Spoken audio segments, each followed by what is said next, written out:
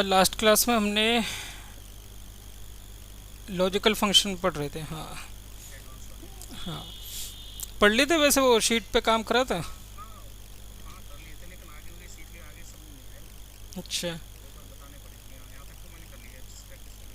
ठीक है। यहाँ तक अंशिका आपको तो कोई प्रॉब्लम नहीं थी, यहाँ तक क्विज 4 तक हमने कर लिया था।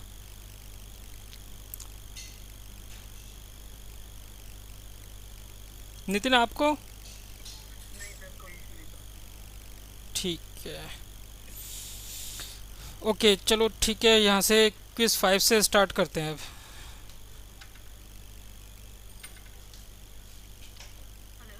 हाँ अंशिका, क्विज 4 तक कर लिया था रिवाइज सारा?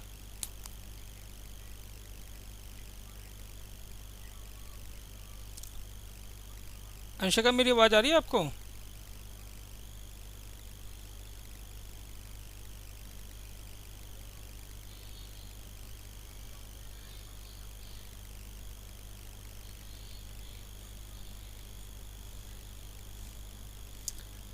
ठीक है, हम क्विज 5 से स्टार्ट कर रहे हैं अब।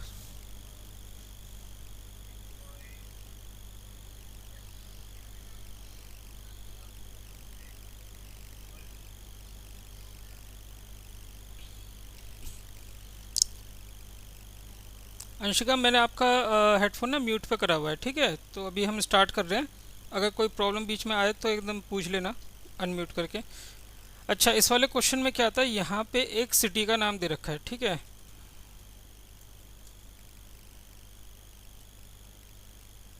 यहाँ पे सिटी का नाम दे रखा है नोएडा, फिर गुड़गांवा, फिर गाजियाबाद।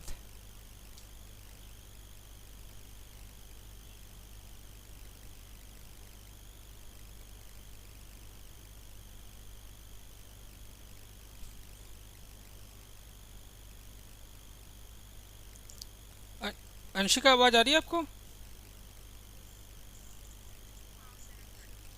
ठीक है। क्विज 4 तक तो कोई क्वेरी नहीं थी ना आपकी? ठीक है। ओके ठीक है। मुझे आपकी आवाज़ आ रही थी वैसे, ठीक है। और पीछे अर्जुन की भी आवाज़ आ रही थी, बट मेरी आवाज़ शायद, हाँ मेरी आवाज़ आपको नहीं आ रही होगी।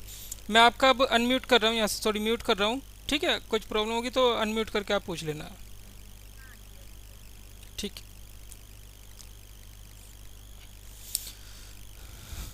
ओके, यहाँ पे नोएडा सिटी दे रखी है, फिर गुड़गांवा सिटी दे रखी है, ठीक है। यहाँ पे गाजियाबाद, अलग अलग सिटी दे रखी है यहाँ पे। क्वेश्चन क्या है यहाँ पे, नोएडा में एच सी एल है, ई एक्स एल है, I B M, T C S, U H G. गुड़गांवा में ये वाली कंपनीज़ के नाम है, गाजियाबाद में ये वाली कंपनीज़ के नाम है, ठीक है। अब हमारे को आउटपुट कुछ ऐसा चाहिए कि जब नोएडा हो तो एच सी एल है, फिर नोएडा में ई एक्स एल है तो एच सी एल कोमा ई एक्स एल आ जाए, ठीक है। मतलब ऊपर वाले का आउटपुट और नीचे वाला जो है कंपनी नेम मर्ज होता हुआ आ जाए। और फिर ऊपर वाले का आउटपुट पहले आया, फिर आई बी एम इसके अंदर मर्ज होके आ गया, फिर ऊपर वाला आउटपुट आया पूरा, और फिर टी सी एस इसके अंदर मर्ज होके आ गया। बट जैसे ही सिटी चेंज हुई, जैसे नोएडा का गुड़गांव आया तो यहाँ पे सिर्फ डब्ल्यू एन एस आया, और उसके बाद फिर डब्ल्यू एन एस डेल जहाँ तक गुड़गांवा है वहाँ पे मर्ज होते हुए आ गए। और फिर जैसे ही गाजियाबाद आया, फिर डाबर, डाबर के बाद फिर मर्ज होने चालू हो गए, ठीक है। तो क्वेश्चन ये है कि इसको इस वाले आउटपुट में चाहिए। अब हम क्या फॉर्मूला लगाएं कि हमें ऐसा आउटपुट मिल जाए। अब देखो लॉजिक क्या है, जब ये वाली सिटी इस वाली सिटी के इक्वल नहीं है, ये दोनों आपस में इक्वल नहीं है, तब तो इसके आगे वाली वैल्यू आएगी। और अगर है, मतलब जैसे कि सपोज ये वाला केस है, नोएडा नोएडा है, तो ऊपर वाली वैल्यू में जो भी हमारा रिजल्ट ऊपर होगा उसके अंदर ये वाली सिटी इंक्लूड होके आ जाएगी। अब लिखना कैसे,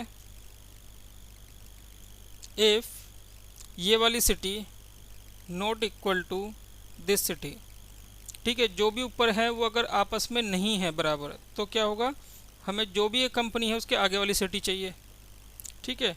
और अगर है बराबर तो हमें क्या चाहिए, जो भी हमारा ऊपर आउटपुट होगा, ठीक है, उसके अंदर हमें क्या कॉन्केटिनेट करना है, एक सबसे पहले कोमा, और फिर उसके बाद क्या कॉन्केटिनेट करना है, जो ये वाली कंपनी है। और इसको यहाँ पे क्लोज कर दो।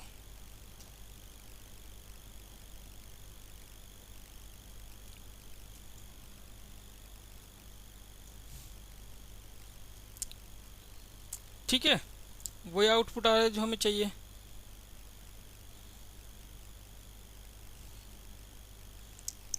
क्लियर है ये वाला क्वेश्चन?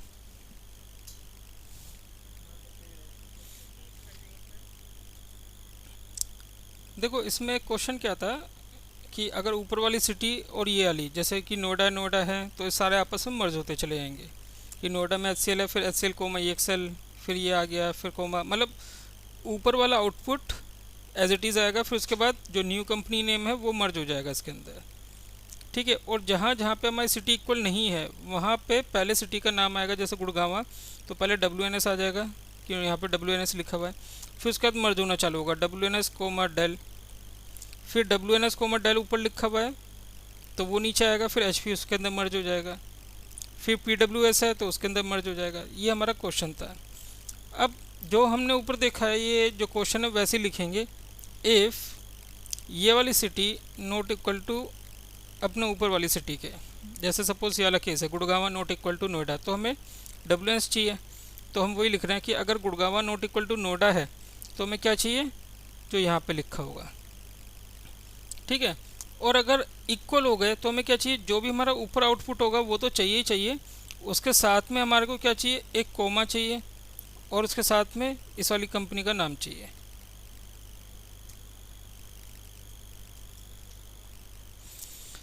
ठीक है, ये कंट्रोल D करते हमारा फॉर्मूला ड्रैग एंड ड्रॉप करा मैंने, तो वो सारा आउटपुट हमारा आ गया। ओके,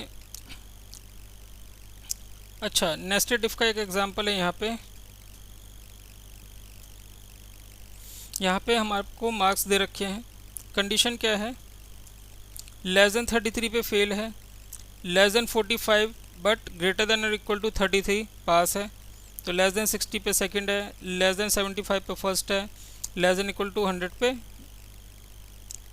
एक्सीलेंट है हमारा। ठीक है, तो एक तो ये कंडीशंस है हमारे पास, और ये वी लुकअप के लिए हमने इसको बना रखा है। ठीक है, अभी ये भी समझाता हूँ कि ये कैसे बना रखा है। पहले कंडीशन है, इसके ऊपर हम इफ़ और इफ्स देखते हैं। इफ़ तो आपको पता ही है, इफ़ यहाँ पे जो भी लिखा हुआ है अगर वो लेस देन 33 है तो हमारे को क्या चाहिए, फेल। नहीं तो इफ़ जो भी यहाँ पे लिखा हुआ है अगर वो लेस देन 45 है तो हमारे को क्या चाहिए, पास। नहीं तो इफ़ जो भी यहाँ पे लिखा हुआ है अगर वो लेस देन 60 है तो हमारे को क्या चाहिए, सेकंड। नहीं तो इफ़ जो भी यहाँ पे लिखा हुआ है अगर वो लेस देन 75 है तो हमें क्या चाहिए, फर्स्ट। नहीं तो इफ़ जो भी यहाँ पे लिखा हुआ है लेस देन और इक्वल टू 100 है तो हमारे को क्या चाहिए, एक्सीलेंट।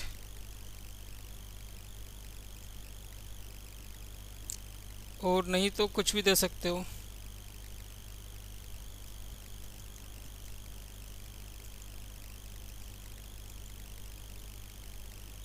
और कितने ब्रैकेट क्लोज होंगे, जितने हमारे इफ़ हैं, 1 2 3 4 5 5 है, 2 3 4 5। ये तो हम इफ़ से कर सकते हैं। ये हमारे पास जो है 2016 तक के वर्जन में इफ़ है हमारे पास, 2003 से लेके सारे वर्जनों में है ये इफ़ हमारे पास।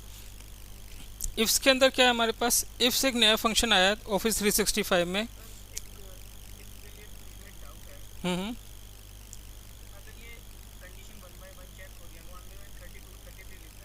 हम्म हम्म सबसे पहले इफ़ क्या करता है, सबसे पहली कंडीशन एग्जीक्यूट करेगा। अगर इस पैरामीटर पे वो आ गया तो वो पहला ही रिजल्ट दे देगा, उसका तो एग्जिट हो जाता है। ठीक है, अगर ये कंडीशन फेल हो गई, जैसे कि सपोज 88 का एग्जांपल लेते हैं, 88 पे ये कंडीशन फेल हो गई तो वो दूसरी कंडीशन पे जाएगा, दूसरी कंडीशन फेल हो गई तो तीसरी कंडीशन पे जाएगा, फिर चौथी पे, फिर पाँचवीं पे जाएगा, तो पाँचवीं पे उसको रिजल्ट मिल गया। तो ये उस हिसाब से काम करता है।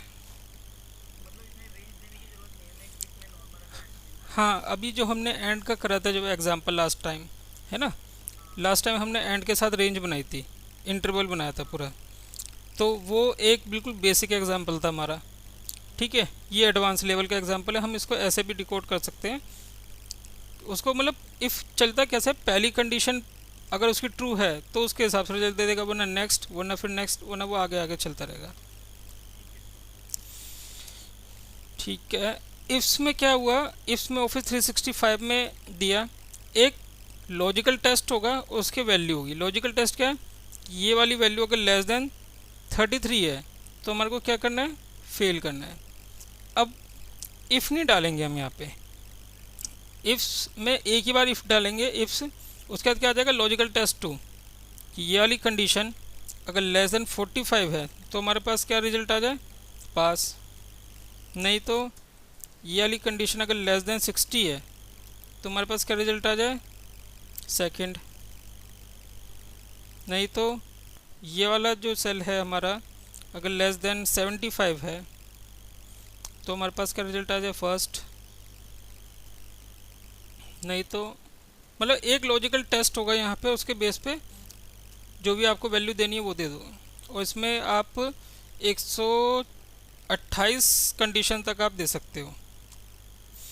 तो A2 less than equal to हमारा 100 है तो एक्सीलेंट आ जाए, एक ही ब्रैकेट बंद होता है इसका।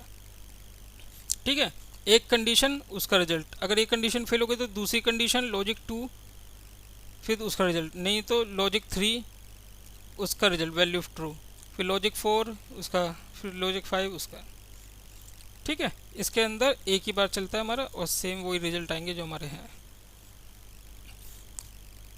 ठीक है, इसके अलावा हम वी लुकअप से भी इसको सॉर्ट आउट कर सकते हैं। वी लुकअप में क्या होता है, हम एक रेंज बनाते हैं, ये रेंज होती है इंक्रीजिंग ऑर्डर में ही होनी चाहिए। अभी वी लुकअप का पूरा टॉपिक होगा। ठीक है, इंक्रीजिंग ऑर्डर में ही होनी चाहिए कि एक इंटरवल बनता है इसके अंदर, जैसे लेस देन 33 फेल है यानी कि 32 तक फेल है, 33 आते ही वो पास हो जाएगा। ठीक है, तो जो हमारी रेंज होती है वो पूरी लिखनी होती है 0 से लेकर 33। 33 का मतलब लेस देन 33 है यहाँ पे, क्योंकि 33 यहाँ पे इंक्लूड हो रहा है। और जो 33 जैसे हो गया वो पास हो गया, लेस देन 45 तक पास है। जैसे 45 हुआ तो लेस देन 60 तक सेकंड हो गया, जैसे ही 60 हुआ तो लेस देन 75 से फर्स्ट हो गया, जैसे ही 75 हुआ तो उससे ऊपर जितना भी हमारा एक्सीलेंट पे चला जाएगा। ठीक है, तो ये एक छोटा सा इसमें एक इसका एग्जांपल दिखा रहा हूँ। V lookup, this is my lookup value, this my table array, fix कर लिया जाता है। थर्ड नंबर पे हमारा रिजल्ट है 1 2 3, और एग्जैक्ट मैच नहीं होता है यहाँ पे, अप्रोक्स मैच होता है।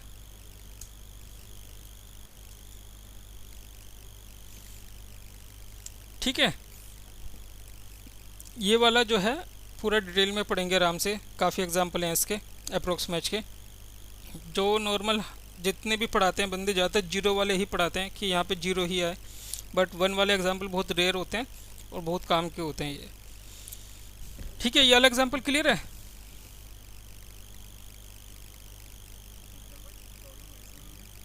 इस वाले में हम्म,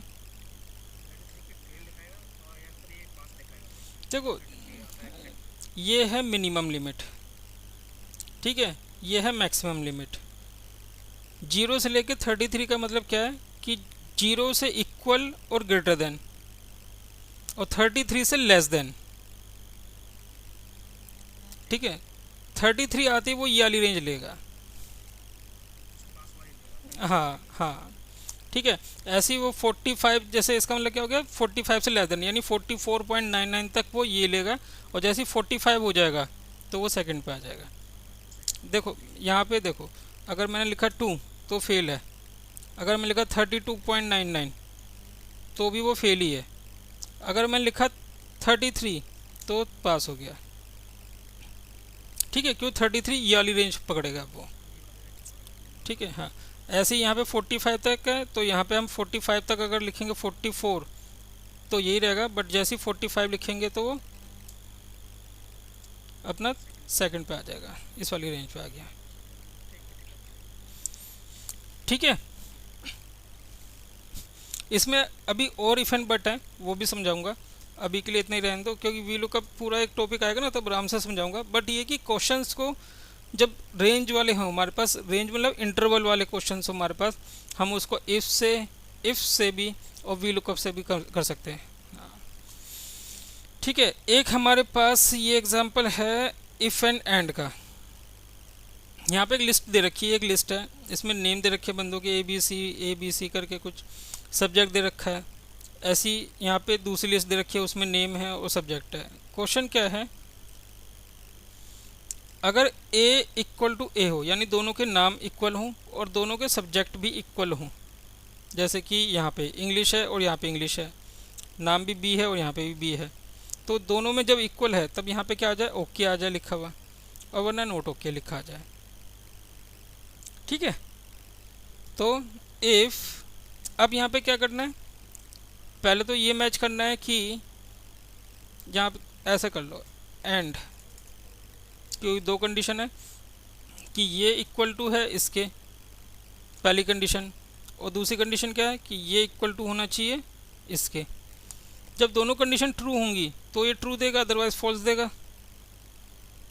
जैसे कि यहाँ पे देखो मैथ है, यहाँ पे भी मैथ है, ए है तो यहाँ पे भी ए है, तो उसने ट्रू दे दिया। यहाँ पे क्या हिंदी है, मैथ है, डी और सी है, तो ये मिसमैच हुआ तो फॉल्स दे दिया। ठीक है, यही हमारा इफ़ के अंदर लॉजिकल पैरामीटर बना दो। If this my logical test, अगर लॉजिकल टेस्ट ट्रू है तो हमें ओके चाहिए, और नहीं तो हमें नॉट ओके चाहिए।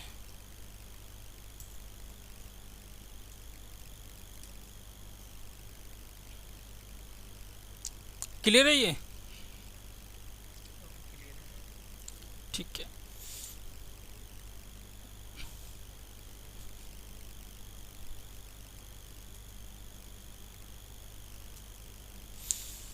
यहाँ पे तीन नाम दे रखे हैं, तीन ही नाम रिपीट करा रखे हैं, यही तीन नाम है, इन्हीं तीनों नामों को यहाँ पे रिपीट करा रखा है मैंने। ठीक है, यहाँ पे ये है कि गगन का जो वीक ऑफ है संडे का है, विकास का जो है ट्यूसडे को है, अरुण का जो है मंडे को वीक ऑफ है। अब हमें इनके वीक ऑफ निकालने हैं। एक एग्जांपल बाय वेल से देता हूँ। बाय वेल से मतलब क्या होता है, वैल्यू इसके अंदर पुट करी जाती है, कि जैसे इफ़ दिस इक्वल टू गगन, अगर यहाँ पे वैल्यू गगन लिखी हुई है तो यहाँ पे क्या लिखा जाए कि उसका वीक ऑफ संडे का है। ठीक, नहीं तो क्या होगा, इफ़ यहाँ पे जो वैल्यू है वो इक्वल टू है विकास, तो यहाँ पे क्या वैल्यू आ जाए, ट्यूसडे आ जाए। नहीं तो इफ़ यहाँ पे जो वैल्यू है वो अगर इक्वल टू है अरुण, तो हमारी क्या वैल्यू आ जाए, मंडे आ जाए।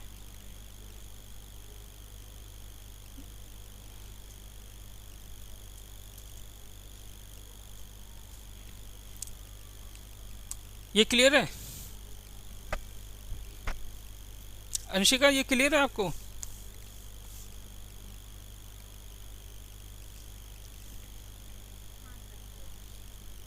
ठीक है, अब यहाँ पे क्या है, बाय रेफ का मतलब हम रेफरेंस देते हैं, ये बाय वेल का मतलब वैल्यू दे रहे हैं हम। यहाँ पे ये गगन वैल्यू है, संडे एक वैल्यू है, विकास वैल्यू है, वैल्यू पुट कर रहे हैं हम।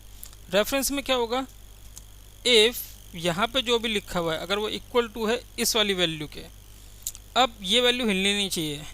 ठीक है, तो यहाँ पे इसको पूरा फिक्स कर देते हैं, F4 दबाया तो ये पूरा फिक्स हो गया। अगर A2 की वैल्यू J3 के इक्वल है, यानी गगन के इक्वल है, तो इसका वीक ऑफ कब का है, संडे का, तो संडे की वैल्यू की जगह अब हम ये दे रहे हैं, ये रेफरेंस पे कर रहे हैं। ठीक है, नहीं तो if this value equal to this, इसको फिक्स करा तो क्या हो हमारा, ये वाली वैल्यू आ जाए, इसको फिक्स कर लिया हमने। नहीं तो इफ़ इस सेल में जो भी लिखा है अगर वो इक्वल टू है अरुण के, तो हमारे को क्या चाहिए, ट्यूसडे चाहिए। ठीक है, 1 2 3। अब यहाँ पे बाय रेफ का क्यों कर हमने, सपोज यहाँ पे कोई नया नाम चेंज हो जाता है, गगन की या कोई और आ जाता है। ठीक है, या फिर संडे की जगह इनका मंडे ट्यूसडे वेडनेसडे कर देते हैं ऑफ, तो यहाँ पे बाय रेफ में डायनामिकली चेंज हो जाएगा खुद ही। अगर हमने इसको मंडे ट्यूसडे संडे कर दिया तो संडे हो जाएगा, ठीक है। सैटरडे कर दिया तो सैटरडे हो जाएगा। तो बाय रेफ हमारा डायनेमिक होता है, ठीक है, और बाय वेल हमारा स्टैटिक होता है। स्टैटिक मतलब इसके अंदर वैल्यू चेंज नहीं होती है, जो हमने दे दी है वही रहेगी, और बाय रेफ में हमारी वैल्यू डायनामिक रहती है। तो बाय रेफ हम जितना भी प्रीफर करते हैं मोस्टली केसेस में बाय रेफ करते हैं, बट डिपेंड करता है सिनेरियो कैसा है, तो उसके हिसाब से आपको पता होना चाहिए आपको क्या चूज़ करना है। वी लुकअप से भी ईजी है ये। वी लुकअप इस वाली वैल्यू को यहाँ पे फाइंड करना है, सेकंड कॉलम का रिजल्ट चाहिए हमें, और यहाँ पे एग्जैक्ट मैच के साथ चाहिए।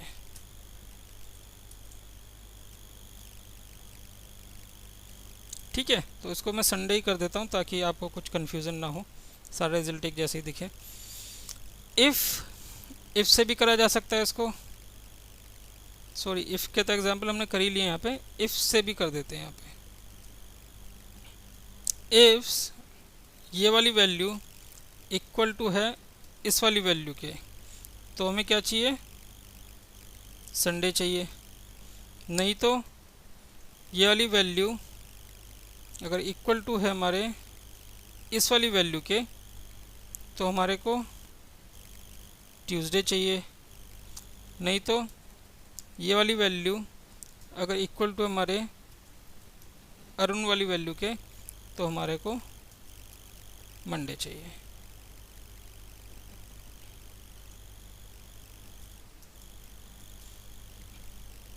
ठीक है, क्लियर है ये। इसको और काफ़ी तरीक़ों से कर सकते हैं, ठीक है, बट अभी हम आने वाले चैप्टर में पढ़ेंगे कि क्या क्या नहीं, मतलब इसको आप इंडेक्स से, ऑफसेट से, काफ़ी तरीक़ों से हेल्प मतलब लेके अपना कर सकते हो। ठीक है, इंडेक्स मैच भी लग सकता है, मैच भी लग सकता है, काफ़ी सारी चीज़ें हैं। ठीक है, बट अभी के लिए क्या है, आपको ये कॉन्सेप्ट समझना है कि बाय वेल क्या होता है, बाय रेफ क्या होता है। ठीक है, वी लुकअप के अभी से एग्जांपल दिखाना स्टार्ट कर रहा हूँ कि ताकि थोड़ा सा माइंड मेकअप हो जाए। वी लुकअप बहुत ही इंपॉर्टेंट फंक्शन रहता है इसमें। ठीक है, इफ्स ज़रूरी नहीं है बट पता होना चाहिए, क्योंकि अब नए वर्जनों में अभी हम जब भी मतलब कुछ भी बनाते हैं ना, ऑफिस अगर मैं भी अगर कोड कर रहा हूँ तो ऑफिस में मैं वही फंक्शन लेता हूँ जो हर किसी के पास अवेलेबल हो। अब मान लो कि मैं इफ्स तो अपने डेस्कटॉप पे यूज़ कर रहा हूँ, बट मेरे ऑफिस में जब मैंने भेजी शीट तो वहाँ पे इफ्स है ही नहीं, उनके पास वो वाला वर्जन है ही नहीं, तो फिर मुझे उस हिसाब से कोड करना पड़ेगा कि ताकि वो हर वर्जन में अपना चले। तो कॉनकैटिनेट के लिए हमेशा मैं M% यूज़ करूँगा। ठीक है, इफ़ या इफ्स में से हमेशा इफ़ चूज़ करूँगा। ठीक है, वी लुकअप इसको चूज़ कर सकते हैं। एक्स लुकअप भी नया है बट वी लुकअप अभी हर फंक्शन में, हर वर्जन में है, तो वी लुकअप यूज़ करा जाता है। ठीक है, तो हमें वो सारी चीज़ें याद रखनी पड़ती हैं कि कौन सी हम चीज़ें ऐसे करें कि सबके पास अवेलेबल हो। अच्छा, यहाँ तक क्लियर है सबको अभी तक इफ़ क्या एग्जांपल हमारे? ठीक है अंशिका, अब ना हम एरे के बारे में पढ़ेंगे। ठीक है, एरे को बिल्कुल बेसिक से पढ़ेंगे। ठीक है, तो एरे में देखना कि होता क्या है। एरे की जितने एग्जाम्पल आप ज़्यादा करोगे ना, उतना ही आप एरे पे अच्छा मतलब पकड़ बना पाओगे। ठीक है, अब यहाँ पे एक डेटा है हमारे पास। ठीक है, इसके अंदर प्लस की भी है, माइनस की भी डिजिट है हमारे पास। ठीक है, एक फंक्शन है हमारे पास मिन। मिन क्या करता है, एक गिवन रेंज में सबसे मिनिमम नंबर हमारे को दे देता है। ठीक है, अब हमारे पास क्वेश्चन क्या है, क्वेश्चन ये है कि हमें मिनिमम पॉजिटिव नंबर लेना है। मिनिमम पॉजिटिव नंबर चाहिए हमें, तो यानी कि हमारे को सबसे पहले इसके अंदर से वो सारी डिजिट लेनी पड़ेंगी जो पॉजिटिव होंगी, फिर पॉजिटिव में हमें मिन लगाना है। ठीक है, तो जब हमारे को एक ही सेल के अंदर मल्टीपल ऑपरेशन करने हो तो हम एरे का यूज़ करते हैं। अब जैसे कि क्या, इफ़ इस पूरी रेंज में जो ग्रेटर देन या इक्वल टू 0 हो उसकी एक लिस्ट बन जाए। जैसे मैं बोल रहा हूँ वैसे याद रखना, इस पूरे लिस्ट में जो ग्रेटर देन या इक्वल टू हो, ग्रेटर देन या इक्वल टू 0 क्यों लिखा, क्योंकि वही पॉजिटिव नंबर होंगे जो ग्रेटर देन या इक्वल टू 0 होंगे, जो से लेस देन होंगे वो सारे नेगेटिव नंबर होंगे। तो ये लॉजिक लगाया, जो ग्रेटर देन इक्वल टू 0 होंगे उसकी एक लिस्ट बन जाए, और उस लिस्ट में से हमें क्या चाहिए, उस लिस्ट का हमें मिनिमम चाहिए। और यहाँ पे कंट्रोल शिफ्ट एंटर प्रेस करा जाता है। ठीक है, अगर मैंने सपोज यहाँ पे 1 दे दिया, मिनिमम पॉजिटिव नंबर 1 हो गया तो ये 1 हो जाएगा। कहीं पे मैंने 0 दे दिया तो मिनिमम पॉजिटिव नंबर मेरा 0 हो गया। ठीक है, क्लियर हुआ ये वाला?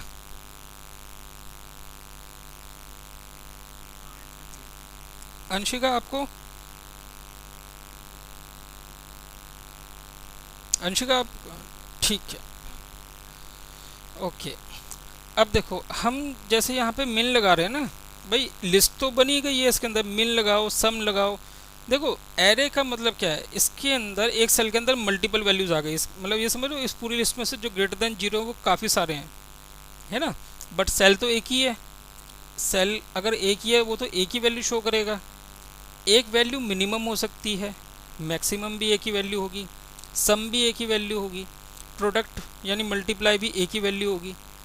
ठीक है, तो वो वाला फंक्शन लगा सकते हैं हम लास्ट में जो कि हमारी एक ही वैल्यू जनरेट करे। ठीक है, और कंट्रोल शिफ्ट एंटर से इसको प्रेस करा जाता है। अब जैसे सम ऑफ पॉजिटिव नंबर है, तो इफ इस पूरी लिस्ट में जो ग्रेटर देन इक्वल टू 0 होंगे उनकी एक लिस्ट बन जाए, और उसका हमें क्या चाहिए, सम चाहिए, तो ये लिस्ट बन गई है, तो यहाँ पे सम लिखा और यहाँ पे लिखा और कंट्रोल शिफ्ट एंटर इकट्ठा प्रेस कर दिया। तो अगर मैं सबको यहाँ पे 1 कर देता हूँ, ठीक है, तो टोटल कितना हो गया मेरा, 11 हो गया। ठीक है, तो अगर मैं इसको -2 कर देता हूँ तो 11 में से अगर एक डिजिट में हटा रहा हूँ तो 10 रह जाएगा सम। ठीक है, क्लियर है क्वेश्चन? ठीक है, मैं वापस यहाँ पे नंबर कर देता हूँ सही।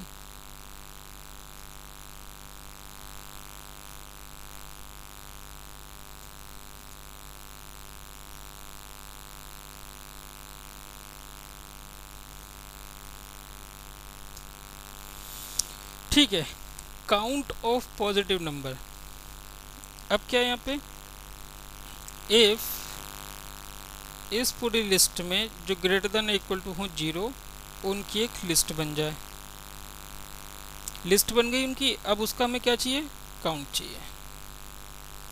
तो काउंट लगा दिया यहाँ पे और कंट्रोल शिफ्ट एंटर कर दिया। तो ये पूरे नंबर थे हमारे, काउंट था 11।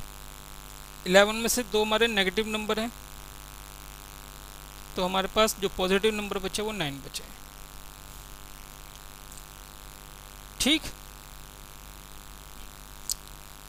अब एक फंक्शन पहले देखते हैं। यहाँ पे एक फंक्शन हमारे पास मोड, MOD। ठीक है, MOD क्या करता है, अगर सपोज 4 है उसको 2 से डिवाइड करते हैं, अगर मैं 4 को 2 से डिवाइड करूँगा तो शेष फल जो रिमाइंडर जो बचता है वो 0 बचता है। ठीक है, तो मैं यहाँ पे क्या लिखूँगा, MOD इसको इससे मेरे को डिवाइड करना है, यानी नंबर और डिवाइज़र। तो मेरे पास क्या रिजल्ट बचा, 0। अगर मैंने 5 करा तो शेषफल कितना बचेगा, 1।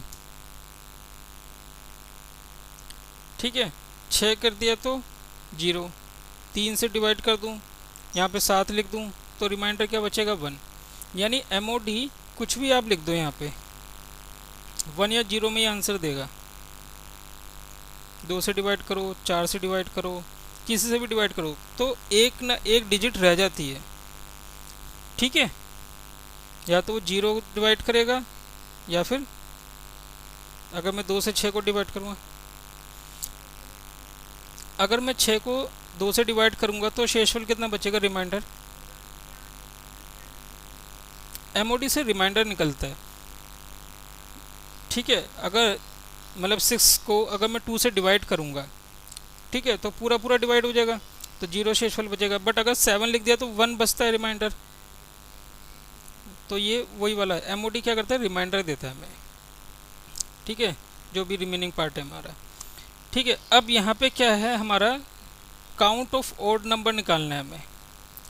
ठीक है, अब ओड नंबर कौन से होंगे हमारे,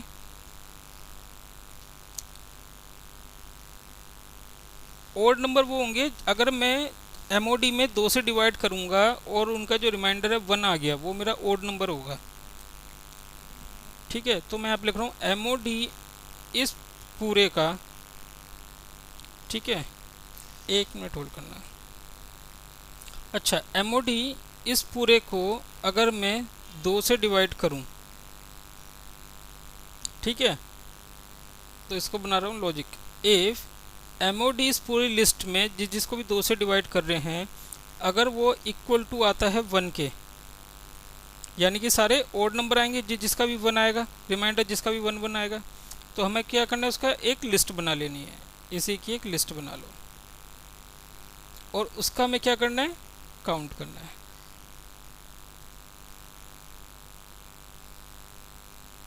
कंट्रोल शिफ्ट एंटर। तो यहाँ पे ओड नंबर कितने, 5 है। देखो ओड नंबर कौन सा है, ये इवन नंबर है, ये भी इवन नंबर है, ये हमारा ओड नंबर है। 1 2 3 4 5, तो 5 हमारे ओड नंबर हैं ये। ठीक है, क्लियर है ये वाला।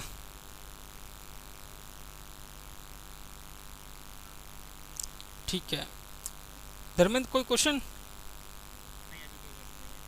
ठीक है, काउंट ऑफ इवन नंबर। अब इवन नंबर का करना हमें, तो MOD मतलब पूरा लिस्ट ही बना लेते हैं। इफ MOD इन सब का 2 से डिवाइड करने पे अगर इक्वल टू आ रहा है 0, ठीक है, तो हमारी एक लिस्ट बन जाए इनकी, यानी जिसका भी MOD 0 आ रहा है उसकी एक लिस्ट बन जाए, यानी सारे जो हमारे इवन नंबर हैं उनकी एक लिस्ट बन जाए, और उसका हमें क्या चाहिए, काउंट चाहिए। Control shift enter. तो 6 हमारे इवन नंबर हैं, 1 2 3 4 5 6। ठीक है, क्लियर है ये।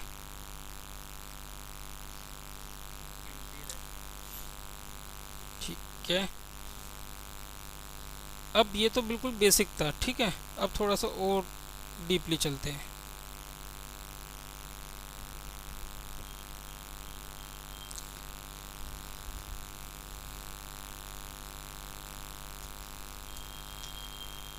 देखो यहाँ पे नेम की लिस्ट दे रखी है। अभी हमारे पास मीटिंग के 4 मिनट बचे हैं। ठीक है, तो ये मीटिंग हमारी ख़त्म होते ही हम दूसरी एक मीटिंग कंडक्ट करेंगे अभी। उस पर वापस लिंक भेजता हूँ मैं अभी। ठीक है, या फिर अभी देखता हूँ कितना है।